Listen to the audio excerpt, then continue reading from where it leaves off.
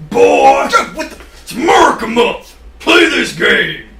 Okay. And eat this burger. Ooh. And give it back and show some respect. I haven't even taken a bite Respect my gun.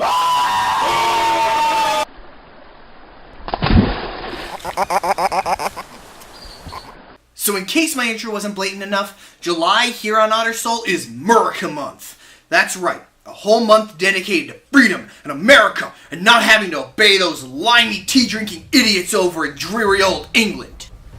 For all my non-American viewers out there, I'm sorry, please disregard this section. I'm pretty certain if you live here and don't sing America's absolute praises every July 4th, then you get deported or shot by old-timey Western firing squad or, I don't know, called un-American or something. I don't like it any more than you do, and personally, I love tea.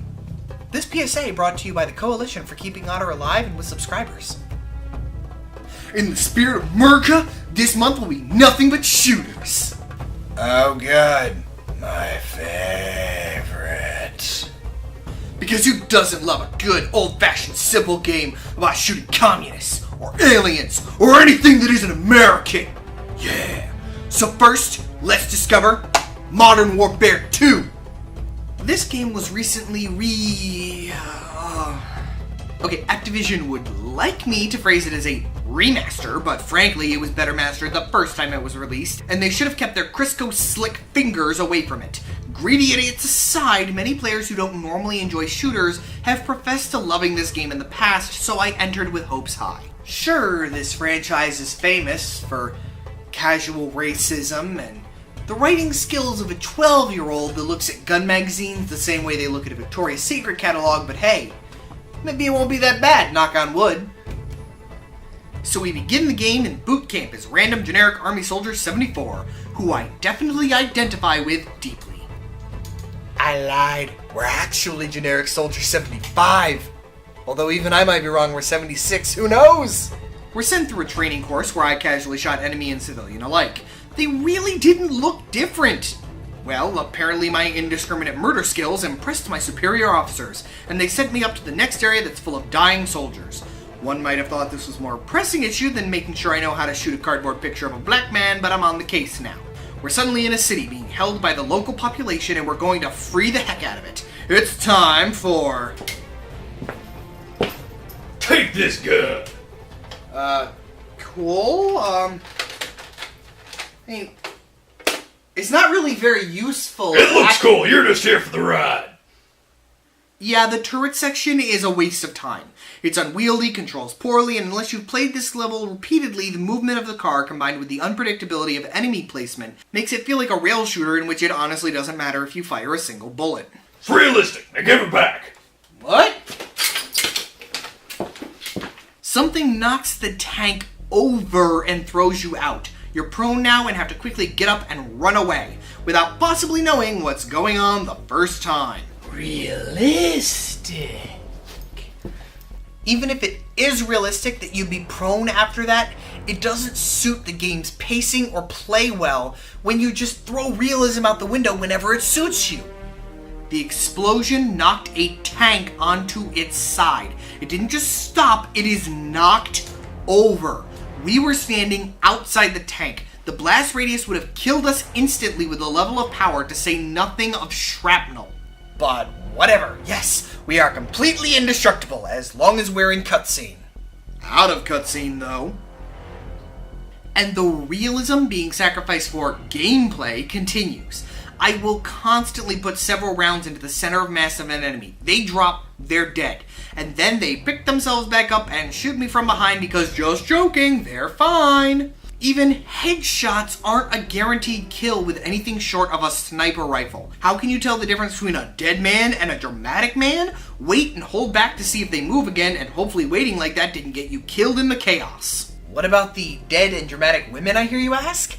There are no women in this game. Like, anywhere in this game. Women have been an active member of the US military since 1918.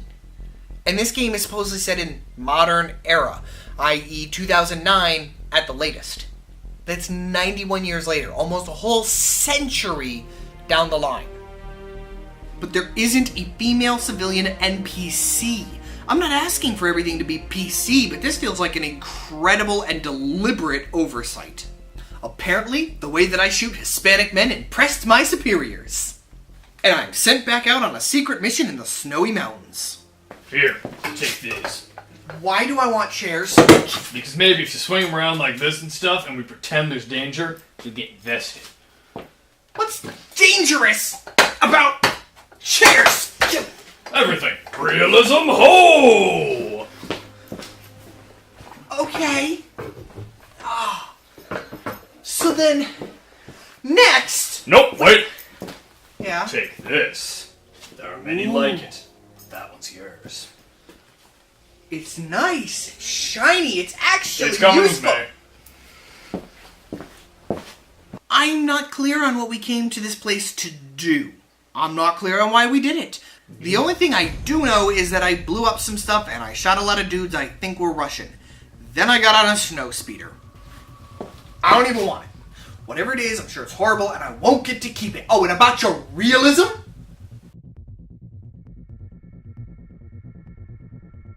Now comes the most famous part of this game. The mission's so controversial that my copy of the game asked if I would like to skip it before I even began playing. Apparently we have infiltrated the main bad Russian's lair, his inner circle, his gang, and we are going to insist him on a mission that will take a piece of our soul. Are you prepared for the horrors that this mission is going to visit upon you?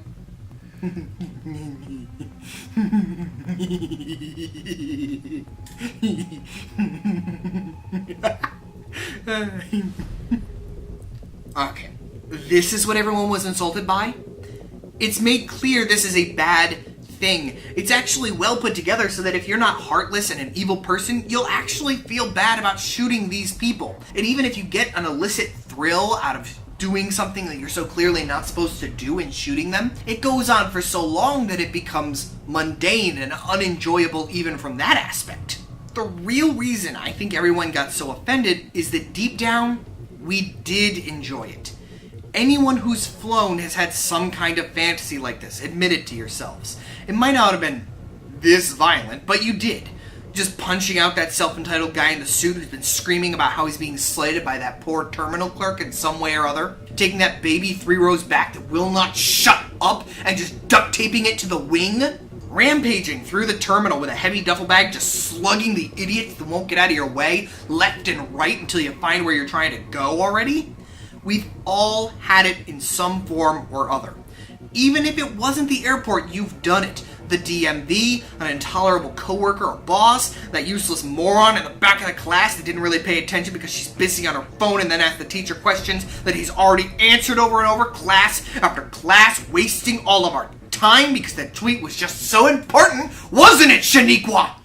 My point is, this level conveys its intention and message well, and if you're reacting so badly to it, maybe you need to step back and consider why it makes you feel that way. We pull off the mission and wow, I actually didn't see that coming. But this is both a strength and weakness of the game. It was unexpected that we die in that way that early in the game. It shocks the player, it breaks down their expectations.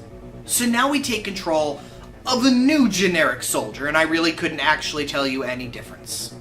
Everyone around us acts the same way towards us. We still pull off the same feats of shooting. We still are unrealistically skilled at things. What differentiates this soldier that died from the next random drone we possess? When Thomas was alone and Dust pulled this, there were 2 important differences. Firstly, they waited until the end of the game to do it, giving us time to become invested and attached to our character. This is less than an hour into our game, but that last word matters. Character. If you have none, you can't create investment because there's nothing to distinguish our Soldier 72 from 16.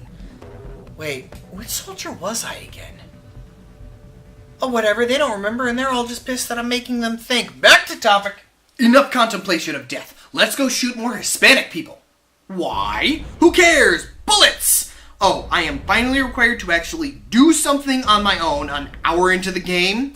Yeah, quick math equation for you. Stopping power of your bullets divided by my dislike of generic shooters minus the quotient of infinitely spawning enemies on all sides equals how many seconds before Otter turns the game down to easy mode? The next set piece, mission, has you in a residential district and you have been given the new temporary power of the laser pointer. You point at things and get other people to shoot them. We've added even more steps into shooting something for your convenience. Then you'll get a giant airstrike weapon for a moment that turns fighting into shooting fish in a barrel. Then you get a movable turret. Defend here, move here, defend there. Next mission is more pointing, more shooting, more following units that refuse to move on until they feel good and ready before you invade an oil rig. This game cannot do stealth. That is just a fact. The reasons range from your NPC allies being required to take out certain units and fail at doing that one basic job, to being spotted because the hitbox of the ally pushed you out into the open. The scuba gear shown at the start could have been interesting if only because I love underwater stuff, but that's only in the long drawn-out opening cutscene. Breaching is added as a mechanic over halfway into the game now, and then that set piece is done. Off to a Russian castle now to breach your way down and save an unknown prisoner. He's some old war hero, I think, probably from the first game, so they expect me to just squeal with delight over his appearance. You can't rely on the first game to give me investment in the sequel. With the prisoner saved, he says he's going to do something crazy and we change control of our character again. Now we're in DC, helping with an evacuation. There's Stinger missiles, helicopters, but the game has finally stopped being pointless set pieces of military tech and is more about running and gunning. It's still set pieces, but they finally feel more unified. You're fighting in a chopper when it's shot out of the sky. No. You don't survive a helicopter crash with some scraped up hands. Whatever, and we instead have to fight for our life with our bullets running out against an eternal onslaught of Russians. Then we return to the character we were playing before. We are so generic and have so little investment in our character that I didn't even realize we had changed our character, that we'd been playing to some more generic, nondescript soldier again.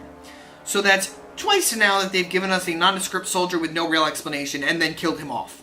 My investment is at an all-time low between another meaningless death and the realization that I am so disconnected from these characters that I can change who I'm playing as and never notice the change until after the fact. We are helping the crazy soldier we broke out get into an area. It's not difficult, he breaks into the submarine, and then a nuke launches. They talk about how this will level the White House and give the commander a blank check.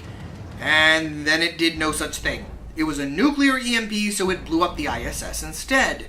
We knocked out all the power on the eastern seaboard of the US, but the White House is fine. Now we jump back to the generic soldier who we thought was dead. Nope, he's just being affected by the sudden complete loss of technology and power.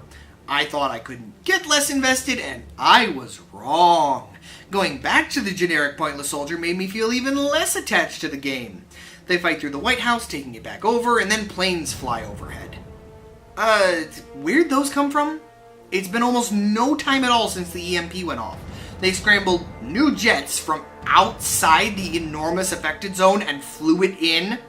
Yeah, more than a little suspicious. Whatever, we will now never see this random soldier again. He didn't die, that's just how useless he is. It's back to the soldier you've been playing as, trying to invade the main bad guy's safe house in another country. He's not there, but his computer is, so you have to defend it while you download all his info and try to get out. You make it out, but your commander shoots you, then lights you on fire. The only character left with any real attachment to the player has died.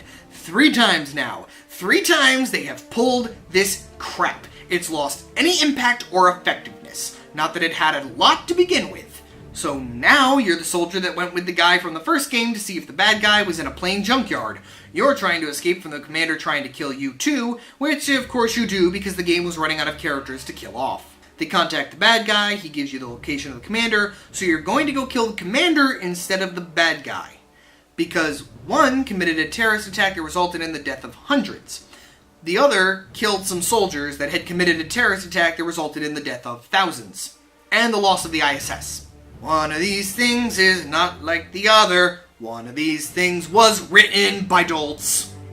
Look, I understand that he's thwarting history, but that's nothing new. And frankly, even if the truth came out, most history books would just say it was the soldier from the first game's fault and the commander would remain in the right the whole time. So you break in and have to sneak through, are inevitably caught, so you shoot your way through, get into a boat chase, finally take down his helicopter, and stumble half dead across the desert to stab him. Instead, he stabs you, and you're dying. Whatever, take me. I really don't care at this point. No. Now, the first soldier attacks him, we have to get the gun. No, he kicks it away and we're helpless again. Now we have to pull the knife out of our own chest by mashing X for a solid 33 seconds. I counted, and I'm pretty good at mashing. Am I playing Bravely Default again? Activision? I don't care! But this scene's so... You ripped out all the context, all the investment, all of the interest in this game. Now your game that screams about realism has a man ripping a knife out of his chest and throwing it. That's center of mass. To have that kind of resistance to being pulled out, furthermore, it's caught in his bone. So it has to be in his actual chest. And it's way deeper than 3 inches. Yes, it's the side opposite his heart, but the concept that he could rip it out, throw it, and then keep living for more than a couple of seconds is absolutely stupid. But assuming you feel like you've accomplished something deep and earned, Activision then makes you lay there watching the dead body as you slowly fade to black for another 27 seconds. Then the old soldier gets back up, picks you up, bandages you, because apparently you're not dead by this point, and they escape to the sequel. And I really couldn't care any less. I don't see why anyone loved this game. Maybe the multiplayer was great back in the day, but I'll be blunt. That doesn't matter. A game's ability needs to not only be on its present playability, but on its impact and ability to go back to it in both the present and the future. When trying to even recreate the multiplayer servers that Activision has abandoned for games like this is illegal, there's no point in even trying to find a way to play the multiplayer. It might have been a fun side distraction, but it is impermanent, and history is only truly left with a single-player campaign to look back on and discover, and that was pointless, unpleasant, and repetitive. Our character is completely replaceable, and obsessively pointing out that fact by doing it was a horrible idea. I was so uninvested by the end of the game that I got up and walked away as soon as the credits started. This museum thing, it's kind of cool, though it really emphasizes how much each level was another self-contained set piece. But I couldn't be bothered to see it. I just left the game running to record it and walked away. If you love shooters, go play The Darkness 2 or even Borderlands. If you have an obsessive love for modern military tech, however, this game has you covered. And if you are that person, please stay very far away from me.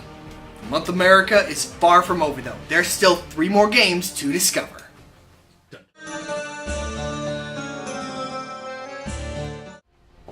Boy! America, See you there? I don't know. Realistic.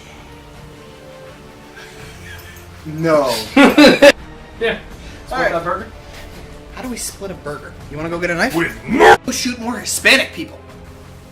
You sound a bit too excited, sir. Thought you were gonna tuck the eagle into your pants. Well, see, most people have trousers snakes, but I'm American. Famous is famous. This famous is famous. This famous is famous. Good to know. This is famous. This famous is famous. It's like I've been drinking before I did this. Dangerous about shares. You might knock over your shelf. You know, actually, that would have been a great take if you'd stuck with script. You know, Now you can hit the record button. Do you want to just like almost hit yourself in the head? Or? They're heavy enough that there is no almost. Son of a cheese and cracker sandwich.